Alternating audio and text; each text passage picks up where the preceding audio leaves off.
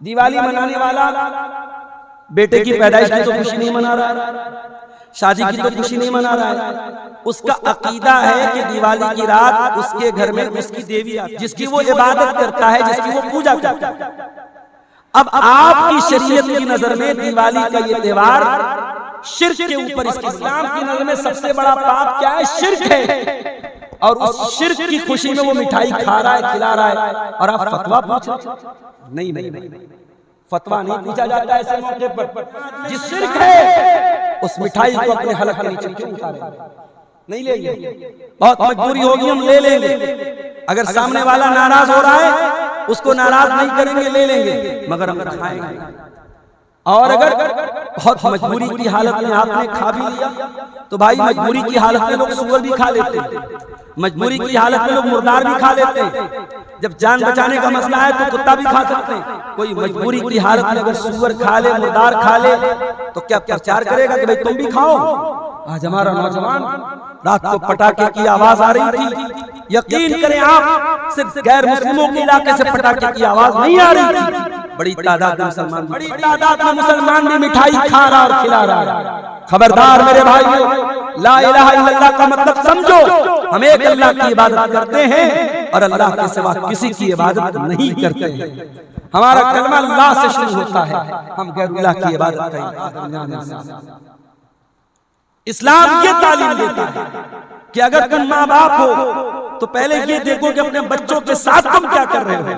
इस्लाम आपको ये तालीम नहीं देता कि आप अपना हक तो मांगे, अपनी जिम्मेदारी। नबी जब सहाबा को जंग के मैदान में भेजते थे, तालीम देते थे, ला तक़तुलू वलीदा, खबरदार किसी बच्चे, तक़तुलू शैखन फानिया, किसी ऐसे बूढ़े इंसान को जो बिल्कुल बूढ़ा है, जो मैदान जंग में लड़ाई नहीं कर रहा है, उस बूढ़े को हर्रिकू शजरा, किसी पेड़ को मत जलाना, किसी इबादतगाह के ऊपर, किसी के पूजा स्थल पर जाकर के हमला मत करना। ये इस्लाम की तालीम जंग के मैदान में है। वअशहदु अन्ना मुहम्मदन अब्दुहु व रसूलुहु या अय्युहल्लज़ीना आमनु तक़ुल्लाहा हक़्क़ तुक़ातिहि व ला तमूतुन्ना इल्ला व अंतुम मुस्लिमून।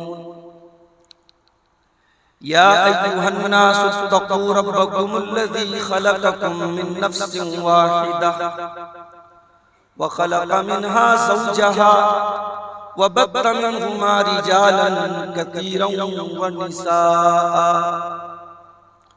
वत्तक़ुल्लाहल्लज़ी तसाअलून बिही वल अरहाम इन्नल्लाहा काना अलैकुम रक़ीबा। या अय्युहल्लज़ीना आमनु इत्तक़ुल्लाहा व क़ूलू क़ौलन सदीदा युस्लिह लकुम अअमालकुम वयग़फ़िर लकुम ज़ुनूबकुम वमन युतिइल्लाह व रसूलहु फ़क़द फ़ाज़ फ़ौज़न अज़ीमा। अम्मा बअद फ़इन्न ख़ैरल हदीस किताबुल्लाह व ख़ैरल हदी हदी मुहम्मदिन सल्लल्लाहु अलैहि वसल्लम व शर्रल उमूरि मुहदसातुहा वकुल्ल मुहदसतिन बिदअह वकुल्ल बिदअतिन ज़लालह वकुल्ल ज़लालतिन फिन्नार। अऊज़ु बिल्लाहि मिनश शैतानिर रजीम। बिस्मिल्लाहिर रहमानिर रहीम। इन्नल्लाहा यअमुरु बिल अदलि वल इहसानि व ईताइ ज़िल क़ुर्बा व यन्हा अनिल फ़हशाइ वल मुनकरि वल बग़ि यइदुकुम लअल्लकुम तज़क्करून। मोहतरम हाज़रीन जुमा, सदलपुर कला की इस जामा मस्जिद में आज खुतबे जुमा के लिए आपके सामने हाजिर होने का मौका मिला है। खुतबे का टाइम 12:15 बजे से लेकर 12:45 तक का था। कुछ मजबूरियों की वजह से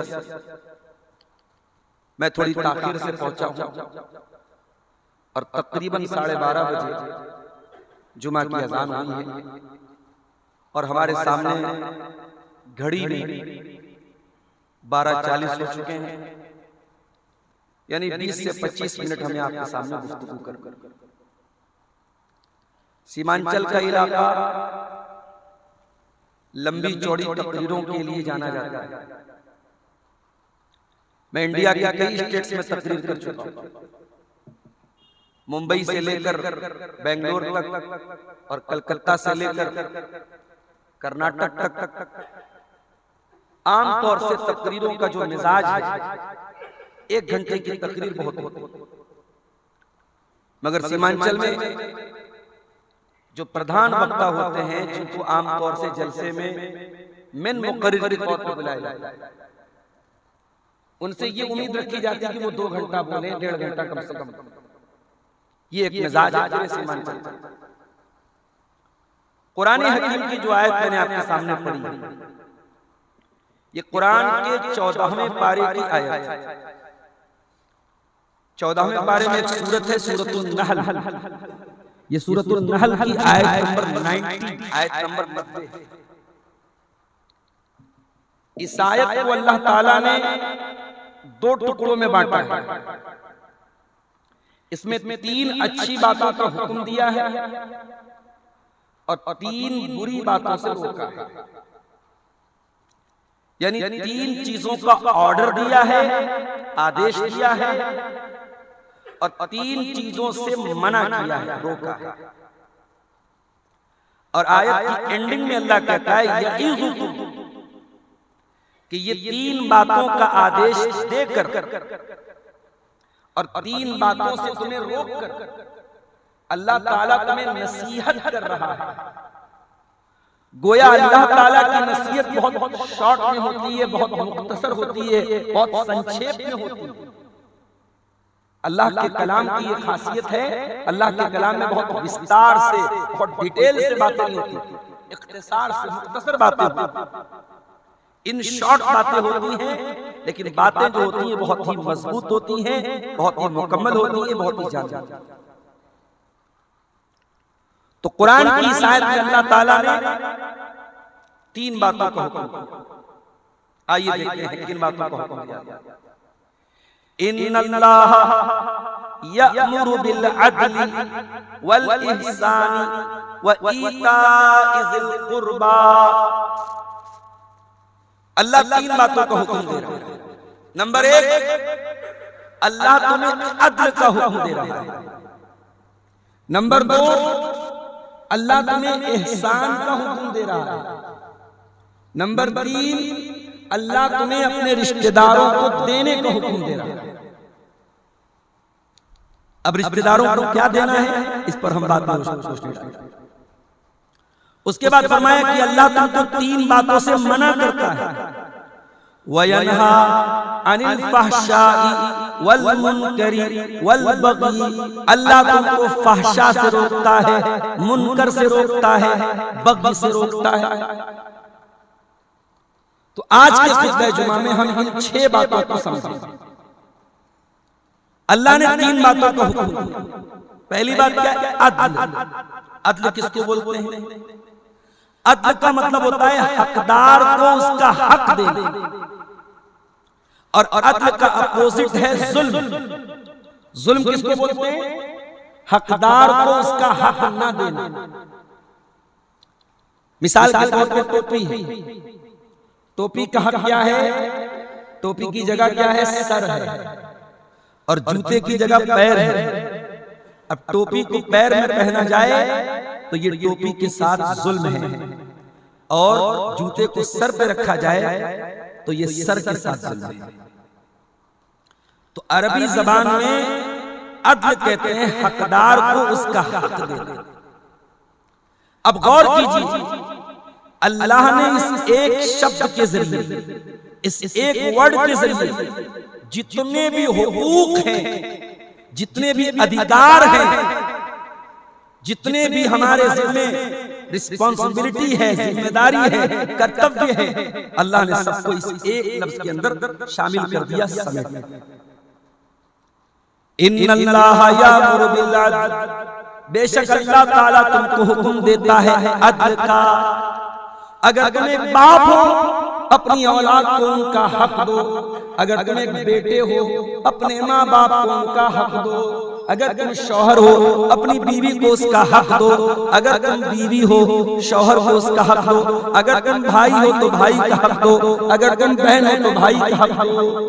जितने हुकूक हमारे ऊपर उन सब हुकूक को हम अदा करें, इस एक लफ्ज के अंदर सारे हुकूक किया जाएगा। मेरे भाइयों, आज के जमाने का दस्तूर क्या है? दुनिया अपना हक मांगती है, अपनी जिम्मेदारी को अदा करने की बात नहीं। टीचर की तनख्वाह टाइम से ना आए, टीचर परेशान, धरना प्रदर्शन और रैली निकल रही है, क्यों साहब? हमारी सैलरी टाइम से नहीं मिली। जाहिर है सैलरी उसका हक है, लेकिन टीचर का जो हक है, टीचर की जो जिम्मेदारी है, उसे बच्चों को पढ़ाना है, तालीम देना है, तरबियत देना है। क्या टीचर वो हक अदा कर रहा है? नहीं। बिहार और यूपी के कई स्कूलों का ही हाल है, कई मदरसों का हाल है। घंटी के टाइम टीचर बैठ करके क्लास में सोता है, बच्चे खेल रहे हैं, कूद रहे हैं, घूम रहे हैं, फिर रहे हैं, टीचर को कोई मतलब नहीं। ये दुनिया का मिजाज बन गया है कि अपना हक मांगो, अपनी जिम्मेदारी अदा मत करो। कुरान का तरीका क्या है? इस्लाम का तरीका क्या है? इन्नल्लाह यअमुरु बिल अदल, अल्लाह तुम्हें हुक्म दे रहा है कि पहले तुम अपने कर्तव्यों का निर्वहन करो, अपनी जिम्मेदारियों को पूरा करो, अपने ऊपर जो हक है पहले उसको अदा करो। इस्लाम हक मांगने की तालीम नहीं देता, इस्लाम हक अदा करने की। आज बाप को शिकायत, बेटा बड़ा नाफरमान है, बच्चे बड़े नाफरमान हैं, हमारी बात नहीं मानते, हमारी कदर नहीं करते। लेकिन कभी बाप को एहसास हुआ कि उसने अपने बच्चों के साथ क्या क्या नाइंसाफी की है? 5 बच्चे हैं, एक बच्चे के नाम जमीन कर दी, एक बच्चे के नाम जायदाद कर दी, एक बच्चे को सारा खेत दे दिया, बाकी 4 बेटों को महरूम कर दिया। क्या ये समाज की कड़वी हकीकत नहीं है? क्या समाज के मंजर नहीं देखने को मिलते? अल्लाह के नबी के पास एक सहाबी आते हैं, अय अल्लाह के नबी, मेरे पास एक खजूरों का बाग है और मैं ये बाग अपने बेटे नोमान को देना चाहता हूँ। सहाबी का नाम बशीर है, उनके बेटे का नाम नोमान है। कहा, अल्लाह के रसूल, मैं अपना ये बाग अपने बेटे नोमान को देना चाहता हूँ। नबी ने पूछा, क्या तुम्हारे और भी बच्चे हैं? कहा कि हाँ अल्लाह के नबी, और बच्चे। आपने पूछा, क्या सबको ये खजूरों का बाग दिया है? नहीं है अल्लाह के नबी, मैंने नहीं दिया। आपने फरमाया, ला अशहदु अला जूरी, मैं जुल्म के ऊपर गवाही नहीं दे सकता। ऐ मेरे साहबी, ये जुल्म है, ये अत्याचार है, ये नाइंसाफी है, और मोहम्मद रसूलुल्लाह नाइंसाफी की गवाही नहीं दे सकते। उसी हदीस में आपने ये भी फरमाया, इत्तकुल्लाह वादिलू बैना औलादिकुम, ओ लोगो अल्लाह से डरो और अपनी औलाद के दरमियान इंसाफ से काम लिया करो। औलाद के दरमियान इंसाफ, इस्लाम ये तालीम देता है कि अगर तुम माँ बाप हो तो पहले ये देखो कि अपने बच्चों के साथ तुम क्या कर रहे हो। इस्लाम आपको ये तालीम नहीं देता कि आप अपना हक तो मांगे, अपनी जिम्मेदारी को पूरा करें। अगर आप बेटे हैं, अगर आप औलाद हैं, और खुदा ना खास्ता अल्लाह ना करे अगर आपके माँ बाप आपके साथ जुल्म भी कर देते हैं, आपके साथ कुछ गलत भी कर देते हैं, तो क्या आपको इस बात की इजाजत है कि आप अपने माँ बाप से रिश्ता काट लें, अपने माँ बाप से रिश्ता तोड़ दें, अपने माँ बाप का ख्याल करना बंद कर दें? नहीं, ये इस्लाम की तालीम। इस्लाम की तालीम क्या है? इम्मा यबलुगन्ना इंदकल किबरा अहदुहुमा औ किलाहुमा फला तकुल लहुमा उफ़्फ़िन वला तनहरहुमा वकुल लहुमा क़ौलन करीमा। अगर तुम्हारे वालिदैन में से कोई एक या दोनों अगर बुढ़ापे को पहुंच जाएं, बूढ़े हो जाएं, तो उनको खबरदार उफ भी मत कहना, उनको डांट करके झिड़क करके बात करना, उनसे अदब से बात करना। वक़्फ़िज़ लहुमा जनाहल दुल्ली मिनर रहमा, और अपने माँ बाप के लिए अपने आजिज़ी के बाजुओं को बिछा देना। वक़ुर रब्बिरहम्हुमा कमा रब्बयानी सगीरा, और ये दुआ पढ़ते रहना कि ऐ अल्लाह हमारे माँ बाप पर रहम फरमा, इस तरीके से बचपन में उन्होंने मुझको पाला है। तो अल्लाह अदल का हुक्म करता है। अच्छा, अदल का एक मतलब और होता है न्याय, जस्टिस, इंसाफ। इस्लाम इंसाफ की तालीम देता है। अभी आजकल सुना होगा आपने, हमारे देश में अदालत के बाहर एक मूर्ति बनी रहती थी और मूर्ति की आंखों पर पट्टी बनी रहती थी और हाथ में तराजू रहता था। अभी हमारी मोदी जी की सरकार ने उसकी शेप को बदल दिया है। अब उसकी आंखों की पट्टी खत्म हो गई, तराजू भी शायद चेंज हो गया है। इंसाफ के तराजू की तस्वीर बदलने से इंसाफ नहीं। इंसाफ तब होगा जब अदालतों में जजेस कास्ट और मजहब के फर्क के बगैर इंसाफ करेंगे, किसी मजबूर पर जुल्म होने नहीं देंगे। इस्लाम इंसाफ की तालीम देता है।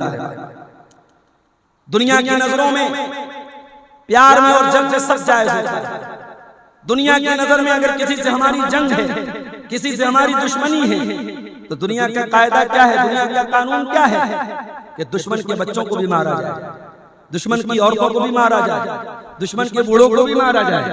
माफ कीजिएगा, इस्लाम की ये तालीम। अल्लाह के नबी जब सहाबा को जंग के मैदान में भेजते थे, तालीम देते थे, ला तक़्तुलू वलीदा, खबरदार किसी बच्चे को कत्ल मत करना।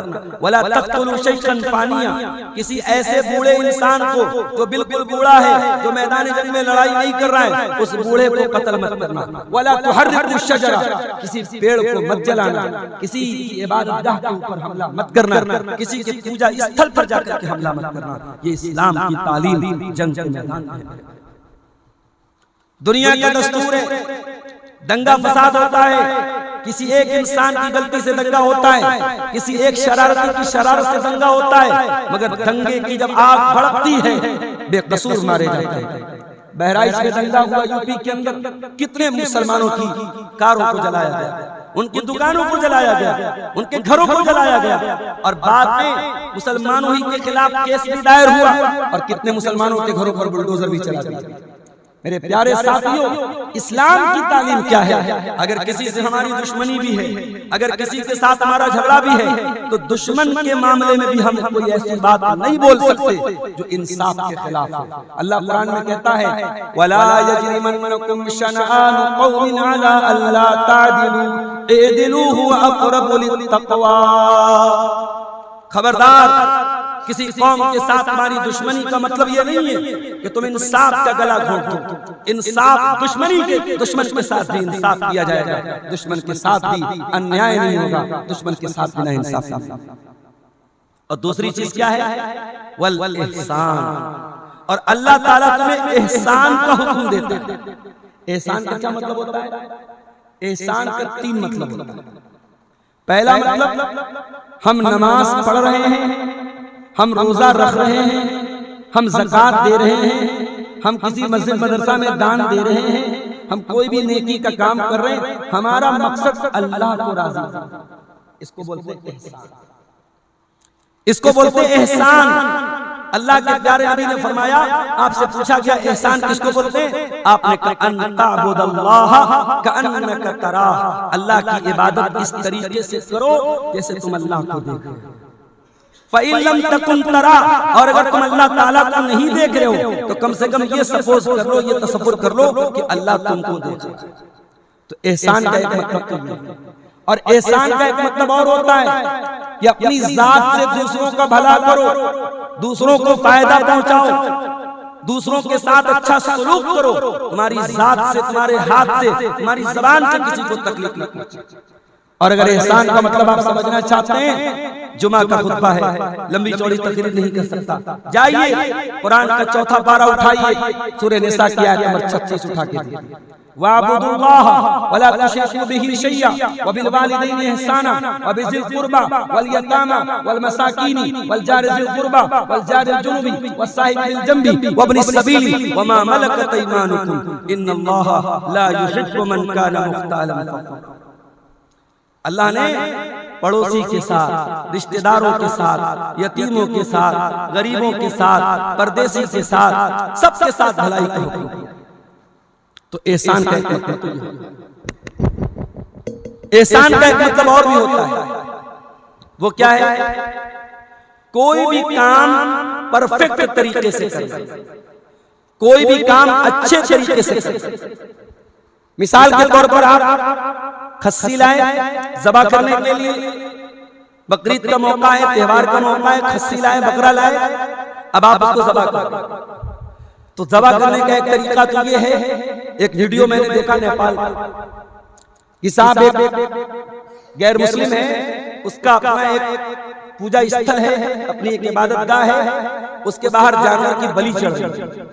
एक बकरी का बच्चा आता है और वो गैर मुस्लिम अपने धर्म का जो भी महान था या जो भी था, उसने उस बकरी के बच्चे को हाथ में लिया और उसके गले को दांत से नोचा, उसका खून पी गया और बकरी के बच्चे ने दम तोड़ दिया। इसको बलि का नाम दिया गया, इसको कुर्बानी का नाम दिया गया। माफ करना, इस्लाम में ऐसी बलि और ऐसी कुर्बानी की कोई कसम नहीं। इस्लाम में अगर जानवर की कुर्बानी का हुक्म भी दिया गया है, उसमें भी एहसान का हुक्म दिया गया है। अल्लाह के प्यारे नबी फरमाते हैं, इन्नल्लाह कतबल एहसान अला कुल्li शै। अल्लाह ताला ने हर शय के साथ एहसान का हुक्म दिया है। वइज़ा ज़बहतुम फअहसिनु ज़िबहा, जब जानवर को ज़बह करो अच्छी तरीके से ज़बह करो, छुरी को पहले से तेज कर लो, जानवर को तड़पा तड़पा के न मारो, जानवर को सता सता के न मारो, ऐसी छुरी को तेज रखो कि जानवर एक मर्तबा में ज़बह हो जाए। तड़पा तड़पा के मारने की जानवर को इस्लाम का। और तीसरी चीज वह ईताइज़िल कुर्बा, और अल्लाह तुमको रिश्तेदारों को देने का हुक्म देता है। क्या देना है? पैसा है तो पैसा दे दो, कपड़ा है तो कपड़ा दे दो, कपड़ा भी नहीं है, पैसा भी नहीं है, कुछ नहीं है। रिश्तेदार की शादी है, उसने दावत दी है, जाओ उसकी खुशी में शामिल हो जाओ। रिश्तेदार है, गमी पड़ गई, माँ का इंतकाल हो गया, बाप का इंतकाल हो गया, चले जाओ, मिट्टी में चले जाओ, जनाजे में चले जाओ, दो मीठे बोल बोल दो उसको तसल्ली के, सुख दुख में काम आ जाओ। ये भी रिश्तेदार का काम आना है। आज की जिंदगी में हम बड़े बिजी हो गए, बड़े व्यस्त हो गए। आज हमारी नौजवान नस्ल को तो पता भी नहीं रहता। सादल तल के इस गांव के बहुत सारे रिश्तेदार मनसाई में भी होंगे, बहुत सारे रिश्तेदार आपके प्राणपुर साइड में भी होंगे, बहुत सारी रिश्तेदारियां आपके पूर्णिया साइड में होंगी। नौजवान नस्ल को तो पता भी नहीं होता हमारे ताया कौन है, हमारे खालू कौन है, हमारे मामू कौन है, हमारी रिश्तेदारी कौन है। मैं अपने नौजवानों से कहना चाहता हूं, कारोबार करते हो, बिजनेस करते हो ना, अगर बिजनेस और कारोबार में बरकत चाहते हो तो अपनी रिश्तेदारियों का पता लगाओ। पता लगाओ तुम्हारे रिश्तेदार कहाँ कहाँ हैं, तुम्हारे रिलेशन से लोग कहाँ कहाँ हैं। और जब ज़कात की रकम निकालो, जब दान और सदका खैरात करो, तो पहले अपने रिश्तेदारों में देखो कौन गरीब है, कौन जरूरतमंद है, किसको पैसे की जरूरत है, किसको कपड़े की जरूरत है, पहले अपने रिश्तेदार की मदद।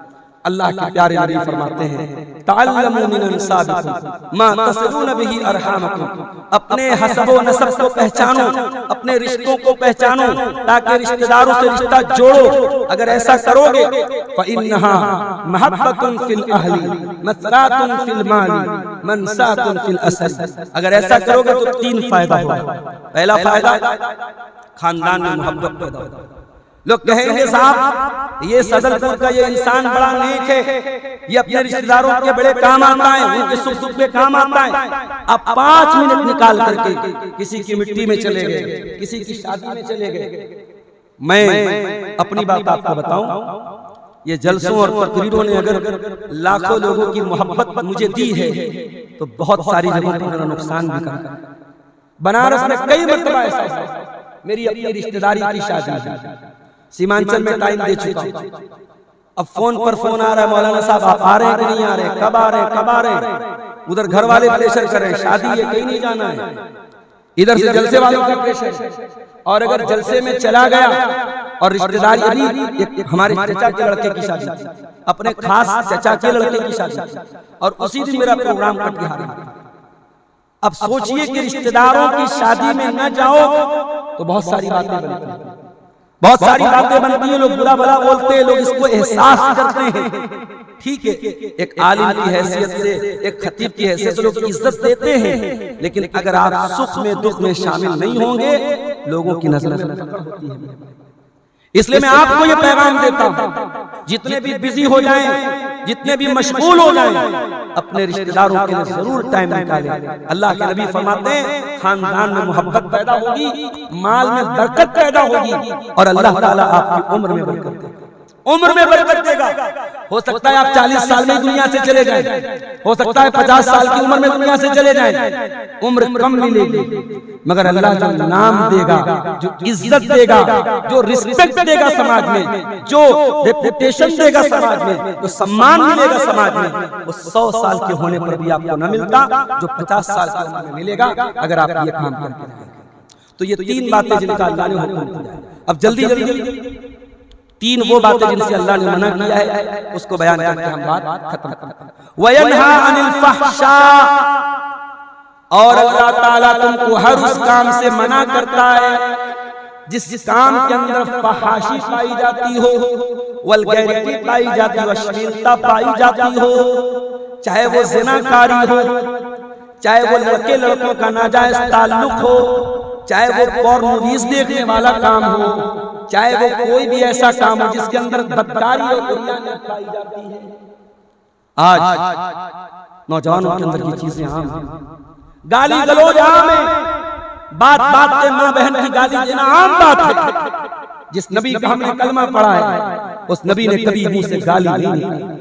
लम यकुन फाहिशन, मेरे नबी गाली बकने वाले न थे, मेरे नबी बेहुदा बात करने वाले न थे, मेरे नबी कभी मुंह से वल्गर बात नहीं निकालते थे। वला मुतफहिशन, गाली के जवाब में भी कभी गाली नहीं देते थे। वला सखाबन फिल अस्वाक, मेरे नबी बाजारों में चिल्ला चिल्ला के बात करने वाले भी नहीं थे। बाजार में जाते थे, सामान खरीदते थे, दुकान पे जाते थे, बड़ी मोहब्बत से, बड़ी नरमी से, बड़ी मिठास से बात करते थे। अल्लाह के प्यारे नबी, मेरे अजीजों, अल्लाह फहशा से रोकता है, अल्लाह तुमको हर उस काम से रोकता है जिस काम के अंदर वल्गैरिटी और अश्लीलता पाई जाती है।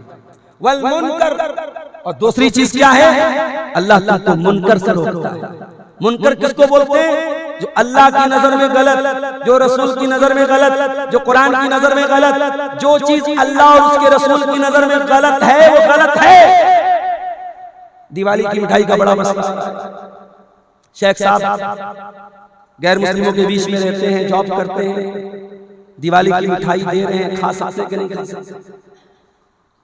भाई देखो एक सीधी सी बात समझो, दिवाली मनाने वाला बेटे की पैदाइश की तो खुशी नहीं मना रहा है, शादी की तो खुशी नहीं मना रहा है, उसका अकीदा है कि दिवाली की रात उसके घर में उसकी देवी आती है, जिसकी वो इबादत करता है, जिसकी वो पूजा करता है।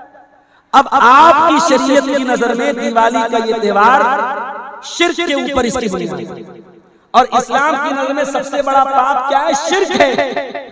और उस शिर्क की खुशी में वो मिठाई खा रहा है, खिला रहा है, और आप फतवा पूछ रहे हैं? नहीं, फतवा नहीं पूछा जाता ऐसे मौके पर।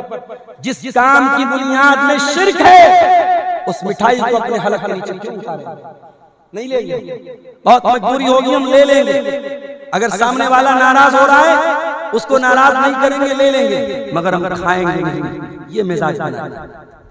और अगर बहुत मजबूरी की हालत में आपने खा भी लिया तो भाई मजबूरी की हालत में लोग सूअर भी खा लेते हैं, मजबूरी की हालत में लोग मुर्दार भी खा लेते हैं। जब जान बचाने का मसला है तो कुत्ता भी खा सकते हैं, लेकिन क्या कोई मजबूरी की हालत में अगर सूअर खा ले, मुर्दार खा ले, तो क्या प्रचार करेगा कि भाई तुम भी खाओ? आज हमारा नौजवान, रात को पटाखे की आवाज आ रही थी, यकीन करें आप, सिर्फ गैर मुस्लिमों के इलाके से पटाखे की आवाज नहीं आ रही थी, बड़ी तादाद में मुसलमान भी पटाखे बजा रहे हैं, बड़ी तादाद में मुसलमान भी मिठाई खा रहा और खिला रहा है। खबरदार मेरे भाइयों, ला इलाहा इल्लल्लाह का मतलब समझो। हम एक अल्लाह की इबादत करते हैं और अल्लाह के सिवा किसी की इबादत नहीं करते हैं। हमारा कलमा अल्लाह से शुरू होता है, हम गैरुल्लाह की इबादत का इनकार करते हैं। तो दूसरी बात, वल मुनकर, जो चीज अल्लाह और उसके रसूल की नजर में बुरी है उससे अल्लाह ताला मना करता है। और तीसरी चीज क्या है? वल बगी, और अल्लाह तुमको बगी से मना करता है, तुमको जुल्म से मना करता है। किसी पर जुल्म मत करना, किसी पर अत्याचार मत करना, किसी का हक मत मारना, किसी कमजोर को मत दबाना, किसी यतीम को मत दबाना, किसी गरीब को मत दबाना, किसी पर अत्याचार मत करना। और याद रखो, दो गुनाह ऐसे होते हैं जिनकी सजा अल्लाह ताला दुनिया ही में दे देगा। दो गुनाह ऐसे हैं जिनकी सजा आखिरत में तो मिलेगी, दुनिया में भी अल्लाह उसकी सजा देगा। कौन से दो गुनाह हैं? अल-बग़्य व उक़ूक़ुल वालिदैन। पहला गुनाह दूसरों पर जुल्म करना, दूसरों पर अत्याचार करना, ताकतवर कमजोर को दबाए, पैसे वाला गरीब को दबाए, पावर वाला कमजोर को दबाए, दूसरों को दबाना, दूसरों को सताना, दूसरों को तकलीफ देना, इसकी सजा अल्लाह दुनिया में देगा। और दूसरी चीज क्या है? उक़ूक़ुल वालिदैन, और माँ बाप को सताना, माँ बाप को तकलीफ देना, माँ बाप से रिश्ता तोड़ लेना, इसकी सजा भी अल्लाह ताला देगा। इसलिए मेरे भाइयों, ये तीन बातों पर अमल कीजिए और तीन बातों से अपने आप को बचाइए। आज अफसोस की बात है, सदलपुर कला की इस मस्जिद में आज जुमा पढ़ाने के लिए मैं हाजिर हुआ। कुछ भाइयों ने मुझसे कहा, मौलाना जरा इस पर भी बोलिएगा, लोग मस्जिद से दूर हैं, लोग मदरसे से दूर हैं, लोग दीन की तालीम से दूर हैं। अफसोस की बात है मेरे भाई, इस दौर में भी अगर हम दीन की तालीम से दूर हैं, अफसोस की बात है। सारी चीजें अपनी आंखों से देख रहे हैं, हालात कितने बुरे से बुरे हो रहे हैं हम देख रहे हैं। अगर अब भी हम यहाँ जागे, अब भी हमने मस्जिद से अपना ताल्लुक नहीं जोड़ा, हमने मदरसे से अपना ताल्लुक नहीं जोड़ा, मदरसे में अपने बच्चों को नहीं डाला, अपने बच्चों और बच्चियों को दीन की तालीम नहीं दी, उलमा की इज्जत नहीं की, उलमा को उनका हक नहीं दिया, तो माफ करना, आने वाली नस्लें हमें माफ नहीं करेंगी, आने वाली नस्लें हमें माफ नहीं करेंगी। क्योंकि जमाना जैसे जैसे आगे बढ़ेगा, फितनों का दौर आ रहा है और बड़ी तेजी से हमारा नौजवान तबका दीन से दूर हो रहा है, इस्लाम से दूर हो रहा है, ऐसी हरकतें कर रहा है, ऐसे काम कर रहा है जो इस्लाम से खारिज कर देते हैं, जो ईमान से खारिज कर देते हैं। मेरे भाई, जब बीमारी बढ़ जाती है, डॉक्टर के पास आ जाते हैं, डॉक्टर चेकअप करता है, कहता तुमको वायरस हो गया है, तुमको वायरस हो गया है, तो डॉक्टर एंटीबायोटिक देता है। बुखार है, सर दर्द है, बदन में दर्द है, डॉक्टर एंटीबायोटिक देता है। और बैक्टीरिया जितना तगड़ा होता है, एंटीबायोटिक का डोज उतना तगड़ा होता है। ये बैक्टीरिया का दौर है, ये फितनों का दौर है। हमारी लड़कियां मुर्तद हो रही हैं, हमारे लड़के शराब पी रहे हैं, हमारी नौजवान नस्ल ज़िना कर रही है। ये वायरस का दौर है, ये कुफ्र का वायरस, ये शिर्क का वायरस, ये बेहयाई का वायरस बड़ी तेजी से फैल रहा है। इसका एंटीबायोटिक यही मस्जिद है, इसका एंटीबायोटिक यही मदरसा है, इसका एंटीबायोटिक यही उलमा है। अपने उलमा को मजबूत करो, अपनी मस्जिद को मजबूत करो, अपने मदरसों को मजबूत करो। जब तक ये एंटीबायोटिक आप नहीं लेंगे, ये वायरस दूर होने वाले नहीं है मेरे भाई।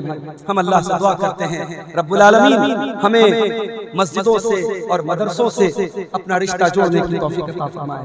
रब्बुल आलमीन हमारी नौजवान नस्ल को हर किस्म की बुराई से, बेहयाई से, गलत काम से अल्लाह हमारी नौजवान नस्ल की हिफाजत फरमाए। हमें से जो बीमार है, अल्लाह उनको शिफा कामिला अता फरमाए। जो रोजी रोटी से परेशान हैं, अल्लाह उनके कारोबार में बरकत नसीब फरमाए। सीमांचल के इस इलाके को अल्लाह खैर और बरकत का गहवारा बना दे। ये इलाका, ये उलमा का इलाका है, ये बहुत बड़ी बड़ी इल्मी शख्सियतों का इलाका है। अगर इस इलाके में जहालत पाई जाए, इस इलाके में गंदी चीजें पाई जाए, तो ये बहुत अफसोस की बात है। अल्लाह हमें अपने इस इलाके को हर किस्म की गंदगी से पाक करने की तौफीक अता फरमाए। रब्बुल आलमीन हमें ईमान पर कायम रखे और ईमान पर हमारा खात्मा हो। आमीन। वाह।